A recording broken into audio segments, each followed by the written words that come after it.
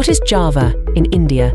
Java excels in building robust, scalable applications with strong security features, supported by extensive libraries and a thriving community.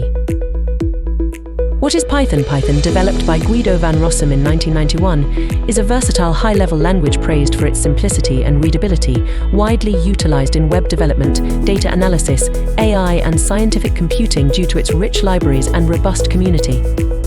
Why use Java? Java, a versatile, platform-independent language, offers robust security, extensive libraries and strong community support, ideal for scalable cross-device applications with the JVM. Why use Python?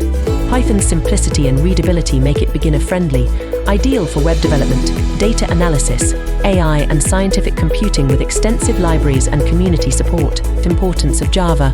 Java's platform independence and object-oriented structure foster modular, secure applications, making it dominant in enterprise Android, and web development.